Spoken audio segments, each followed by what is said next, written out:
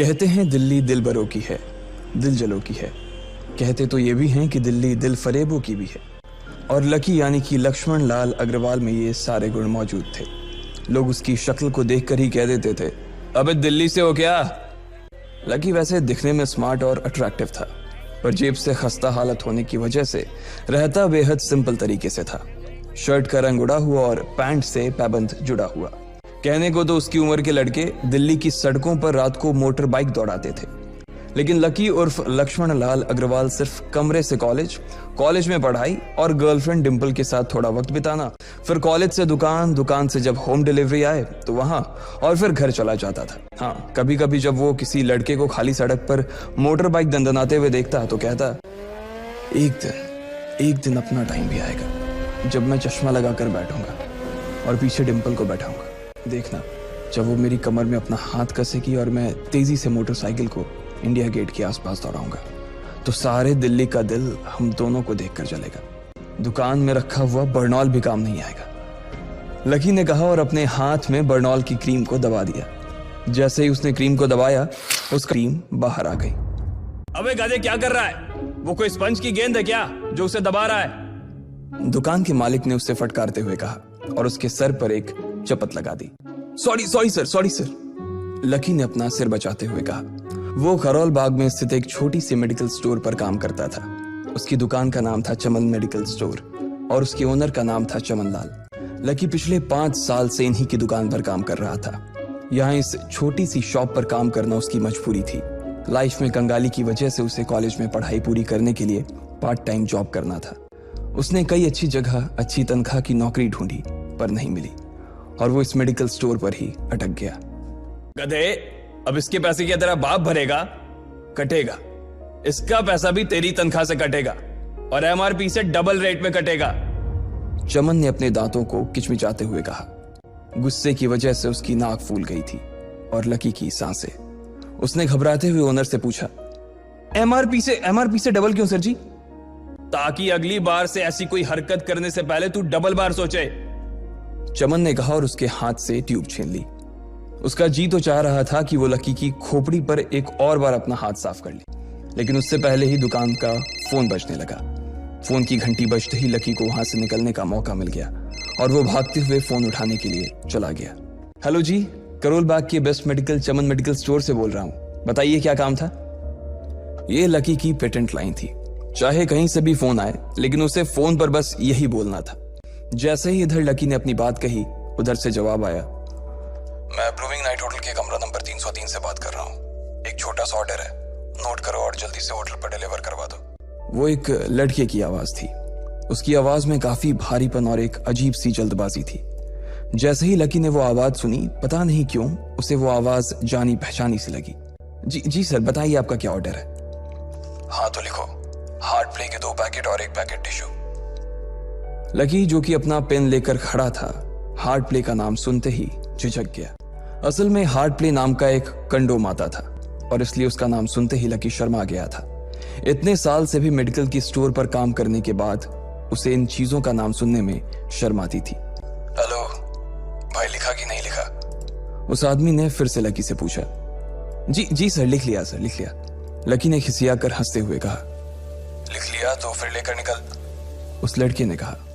उसकी आवाज सुनकर ना जाने ऐसा क्यों लग रहा था कि वो बहुत बड़ा आदमी था। जी सर, मैं सर, लेकिन सर बाहर तो बारिश हो रही है, लकी ने कहा। उसने देखा कि बाहर बहुत तेज बारिश हो रही थी। उनकी दुकान के सामने पानी भर गया था और तेज हवाओं की वजह से चमन मेडिकल स्टोर का बोर्ड भी गिर गया था। लकी को लग रहा था कि वो इतनी तेज बारिश में अभी एकदम से तो नहीं निकल पाएगा, तो उसने उस लड़के को समझाते हुए कहा, सर मैं ऑर्डर तो ले आऊंगा पर थोड़ा टाइम लग जाएगा, बारिश थोड़ी थम जाए आप। इससे पहले कि वो कुछ आगे बोल पाता, फोन पर लड़का बोल पड़ा। तुम्हारे मालिक को पता है कि तुम मल्होत्रा जी के लड़के को मना कर रहे हो? हाँ पता है, बारिश हो रही है, इसलिए सारा सामान अच्छे से थैली में पैक करके लाना और लेट नहीं होना चाहिए, समझे? उस लड़के ने कहा और इससे पहले कि लकी आगे कुछ कह पाता, उसने फोन काट दिया। उधर से लकी के दुकान का ओनर उसे घूर कर देखा जा रहा था। लकी के हाथ में पेन और पेपर देखकर ही वो समझ गया था कि उसके पास कोई ऑर्डर आया था। आज वैसे भी इतनी बरसात होने की वजह से सुबह से इक्का दुक्का ग्राहक ही दुकान पर आए थे। ऐसे में उसकी दुकान का मालिक एक भी ऑर्डर को छोड़ना नहीं चाहता था। वो लकी को देख रहा था और लकी बारिश की ओर देख रहा था। बारिश का बहाना नहीं चलेगा, जाना पड़ेगा, चमन लाल ने कहा। मैं बहाना नहीं कर रहा सर, थोड़ी बारिश धीमी हो जाए तो मैं चला जाऊंगा। अभी आप खुद ही देखिए कितनी तेज बारिश है। वो पता नहीं कोई मिस्टर मल्होत्रा का कोई बेटा कुछ ज्यादा ही जल्दी में था, मैं साइकिल से तो पहुंच नहीं पाऊंगा इतनी जल्दी। लकी ने उनकी ओर देखते हुए कहा। क्या कहा? मिस्टर मल्होत्रा जी का बेटा? तू मेरी दुकान बंद करवाएगा क्या? अभी क्या भी निकल उनका ऑर्डर लेके, वो हमारे बहुत पुराने कस्टमर है, चमन ने कहा। पर लकी ने कहा ही था कि चमन बोला। पर कुछ नहीं, तू मेरी मोटरसाइकिल ले जा, उसने गुस्से में कहा। अरे सर जी, 200 के ऑर्डर में मुश्किल से 40 रुपए बचेंगे, इससे 3 गुने का तो पेट्रोल ही लग जाएगा, और अगर गाड़ी रास्ते में बंद हो गई तो अलग से खर्चा, लकी ने समझाते हुए कहा। वो जानता था कि उसका मालिक इन सब बातों पर ध्यान नहीं देने वाला। चमन लाल बोला।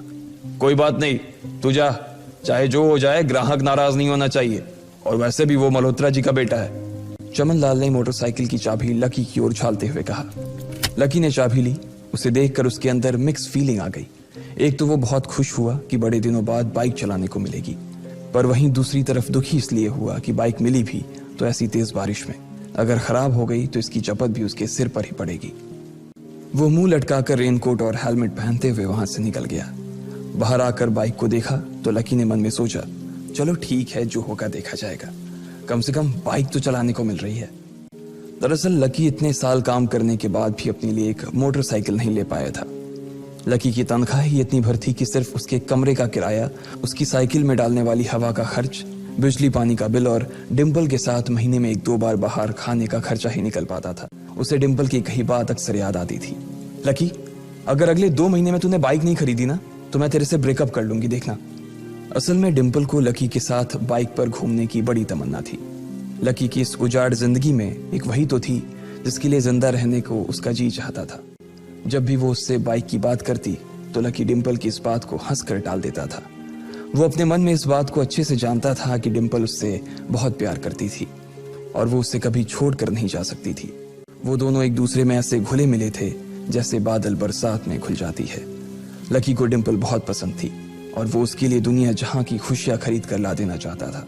वो चाहता था कि एक दिन वो डिम्पल को प्लेन में बैठाए, लेकिन उसके ये सब ख्वाब इस कम तनख्वाह की नौकरी की वजह से कभी पूरे नहीं होने वाले थे। पर आज उसके पास एक मौका था। वो डिम्पल को अपने साथ इस बारिश में राजपथ घुमाना चाहता था। वो उसे दिल्ली दिखाना चाहता था। चमन लाल को देने के लिए उसने पहले से ही बहाना सोच रखा था। बस जल्दी से वो ये डिलीवरी देकर सीधे डिम्पल के पास ही जाने वाला था। उसने होटल ब्लूमिंग नाइट के बाहर मोटर बाइक पार्क की और सीधे होटल के अंदर चला गया। लकी ने रिसेप्शन पर पहुंचकर नमस्ते करते हुए रिसेप्शनिस्ट को बोला, जी मैं चमन मेडिकल स्टोर से आया हूं, रूम नंबर 303 का ऑर्डर था सर। रिसेप्शन पर खड़ा आदमी उसके हाथ में काली थैली को देखकर समझ गया था कि उसमें क्या था और वो मंद ही मंद मुस्कुराते हुए बोला, 3rd फ्लोर पर है, लिफ्ट से चले जाओ, रेनकोट यहीं उतार देना। जैसा उस आदमी ने कहा लकी ने ठीक वैसा ही किया और लिफ्ट में चढ़ने के कुछ ही देर बाद वो 3रे माले पर पहुंच गया था। वो रूम नंबर 303 के बाहर पहुंचा और उसने डोरबेल बजाई। जैसे ही दरवाजा खुला लकी ने थैली आगे बढ़ाते हुए कहा, नमस्ते, मैं चमन मेडिकल स्टोर से लकी, ये आपका। इससे पहले कि लकी आगे कुछ कह पाता उसकी आंखें फटी की फटी रह गई थी। उसने अपने सामने जो देखा उसके बाद उसे ऐसा लगा कि बंद छत के नीचे भी उसके ऊपर आसमान से आकर एक जोरदार बिजली गिर गई थी। उसके सामने एक लड़की खड़ी थी। वो लड़की और कोई नहीं बल्कि उसकी गर्लफ्रेंड डिम्पल ही थी। उसने एक पर्पल कलर का नाइट गाउन पहन रखा था। उसके काले घने बाल गीले थे और उसने उन्हें अपने कंधे पर फैला रखा था।